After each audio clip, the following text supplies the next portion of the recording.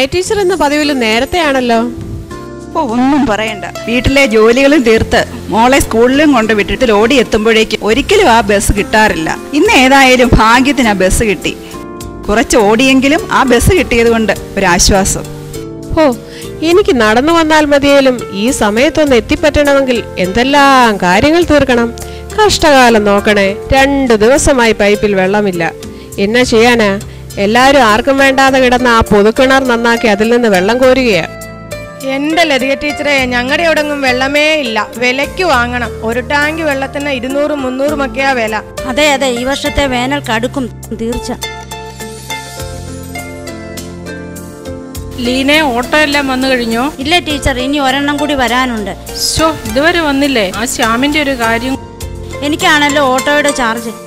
എന്തൊരു ടെൻഷനായി ഇത്. വേറെ ആരെയെങ്കിലും ഏൽപ്പിച്ചാൽ നന്നായിരുന്നു. പോട്ടെ ടീച്ചർ, നമ്മുടെ കുഞ്ഞുങ്ങൾക്ക് വേണ്ടിയല്ലേ. ആ രമണി എവിടെ? ബെല്ലടിക്കാൻ സമയമായി.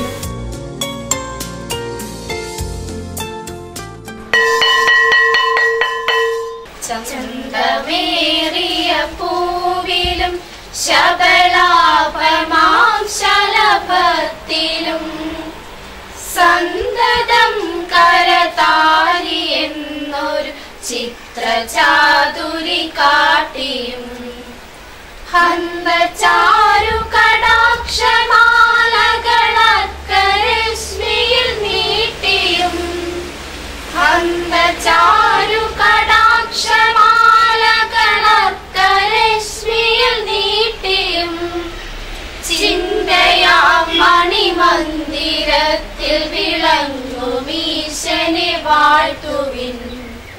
ചിന്തയാം മണിമന്ദിരത്തിൽ വിളങ്ങുമീശനെ വാഴ്ത്തുവിൻ.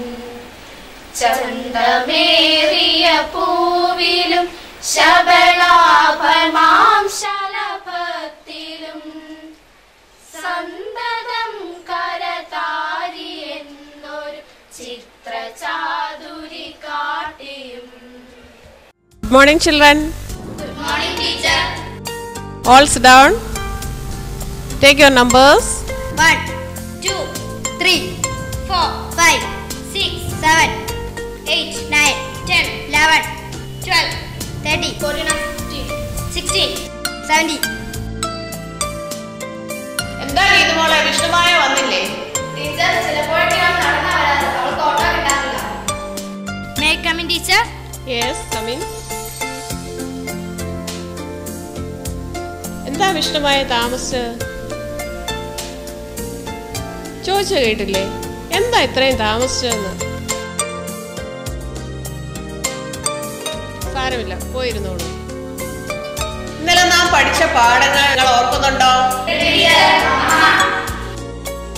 അതെ, മലയാളത്തിന്റെ പ്രിയ എഴുത്തുകാരി മാധവിക്കുട്ടിയുടെ അമ്മ എന്ന കഥയാണ് നാം ഇന്നലെ പഠിച്ചത്. വൃദ്ധരായ മാതാപിതാക്കൾ തങ്ങൾ വളർത്തി വലുതാക്കിയ മക്കളുടെ സ്നേഹം എത്രമാത്രം ആഗ്രഹിക്കുന്നുണ്ടെന്ന് ആ കഥ നമ്മെ ഓർമ്മിപ്പിച്ചു. എന്താ, ശരിയല്ലേ? എന്നാൽ മക്കൾ വളർന്നു വലുതാവുമ്പോൾ തങ്ങളുടെ സ്വന്തം ജീവിതം കരുപിടിപ്പിക്കുന്നതിനിടയിൽ മാതാപിതാക്കളുടെ ആവശ്യങ്ങൾ സൗകര്യപൂർവ്വം മറന്നുപോകുന്നു. എന്താ വിഷ്ണുമായ തന്റെ അഭിപ്രായം? ഒന്നും പറയാനില്ല? വിഷ്ണുമായ ഇരുന്നോളൂ. ഗീതു പറയൂ. ഇന്നത്തെ കാലത്ത് വൃദ്ധസാധനങ്ങൾ ധാരാളമായി ഉയർന്നു വരുന്നത് തന്നെ അതൊരു ഉദാഹരണമല്ലേ ടീച്ചർ? ശരി തന്നെ, ഗീതു ഇരുന്നോളൂ. ഈ കഥയിൽ നാം ഇപ്രകാരം വായിക്കുന്നു: അമ്മ എന്ന വിളി കേട്ടപ്പോൾ ആ വൃദ്ധയ്ക്ക് ഒരു പുതിയ ശക്തി കിട്ടിയതുപോലെ എന്ന്. വൃദ്ധയുടെ മനസ്സിലേക്ക് കടന്നു വന്ന ചിന്തകൾ എന്തൊക്കെയായിരിക്കും? ഒരു കുറിപ്പാക്കാമോ?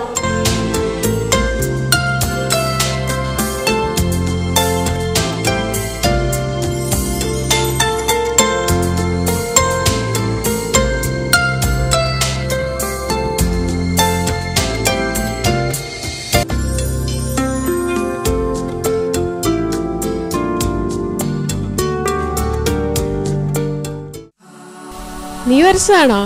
ആഹാ, ആശിഷ് വരച്ച ചിത്രം കണ്ടോ? ഒരമ്മയും കുഞ്ഞും. നന്നായിരിക്കുന്നല്ലേ? ഒന്ന് കൈയടിച്ചോളൂ.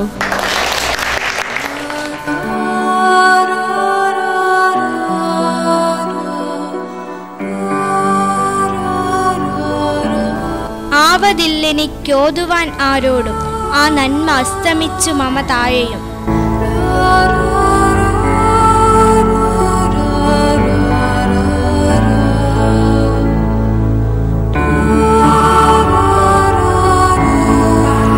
മനു, ക്ലാസ്സിലാരും ശബ്ദം ഉണ്ടാക്കാതെ ഒന്ന് നോക്കിക്കണം.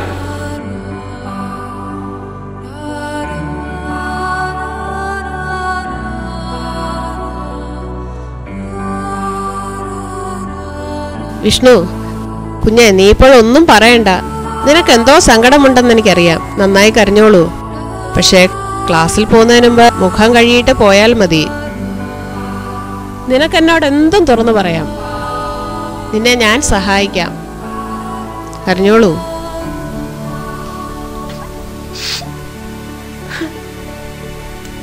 നിന്റെ മനസ്സൊന്ന് ശാന്തമാകട്ടെ. നിനക്ക് എപ്പോൾ വേണമെങ്കിലും എൻ്റെ അടുക്കൽ വരാം. സങ്കടങ്ങൾ പങ്കുവയ്ക്കാം. നീ ഇങ്ങനെ സ്വയം ഉരുകിത്തീരേണ്ട കാര്യമൊന്നുമില്ല. വിഷ്ണു, നീ പോയി മുഖം കഴുകൂ. നിൽക്കൂ. മുഖം നന്നായി തുടച്ച് ഈ വിക്സ് പുരട്ടിക്കോളൂ. കൂട്ടുകാരോട് തലവേദനയാണെന്ന് പറഞ്ഞാൽ മതി. വേറൊന്നും ആരോടും പറയണ്ട. ശരി.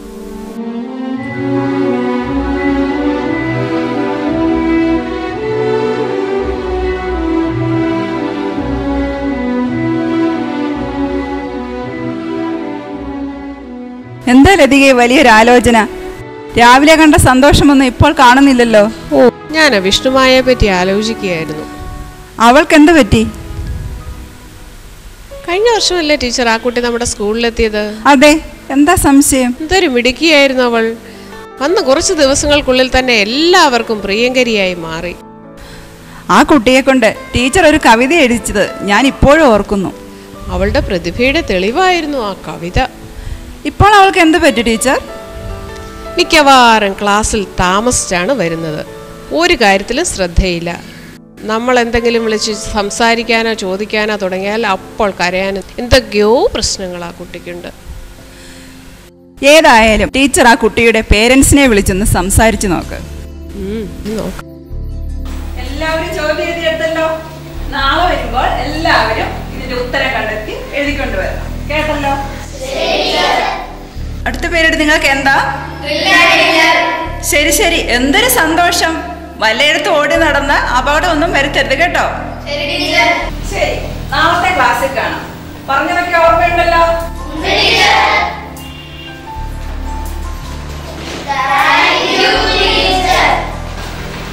ഓടി വാടാ, അല്ലെങ്കിൽ വാറ്റിറിങ്ങൊക്കെ അവന്മാരെടുക്കും.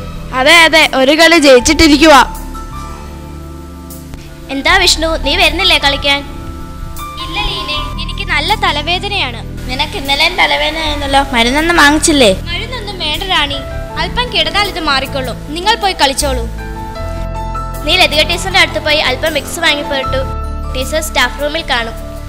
ശരി, ഞാൻ പൊക്കോളാം. എങ്കിൽ ശരി, ഞങ്ങൾ കളിക്കാൻ പോകുന്നു.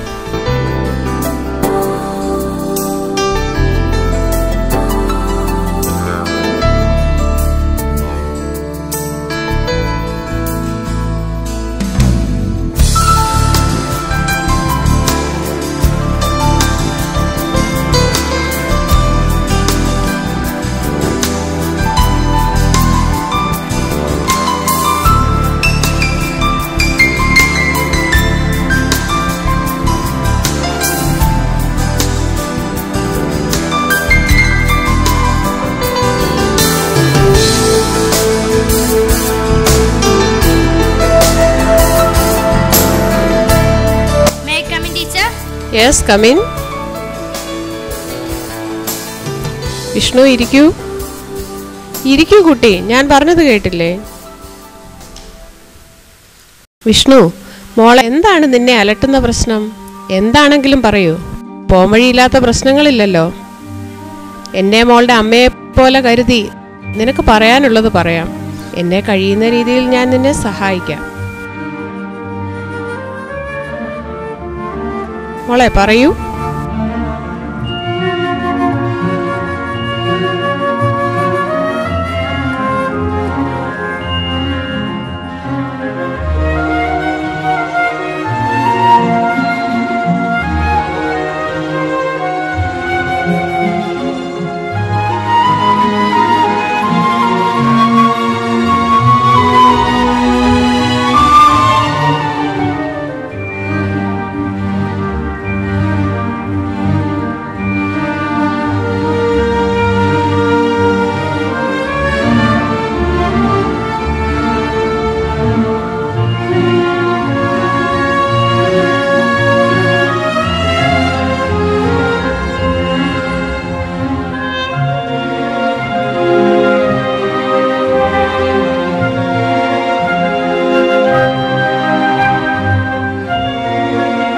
വിഷ്ണു, നിനക്കിപ്പോൾ അല്പം ആശ്വാസം തോന്നുന്നുണ്ടോ?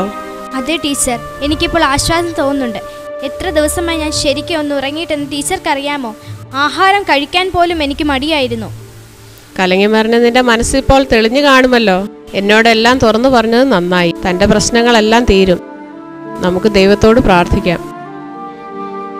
ആ ഡ്രിൽ പീരീഡ് തീരാറായല്ലോ. തന്നെ ക്ലാസ്സിൽ പോയിക്കോളൂ.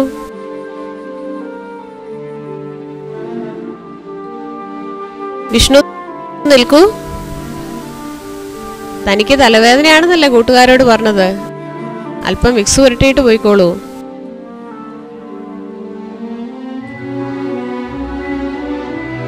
തന്നെ ക്ലാസ്സിൽ പോയിക്കോളൂ. ഇതൊന്നും ആരോടും പറയണ്ട. തൻ്റെ മുഖത്തൊരു ചിരി വിടരട്ടെ.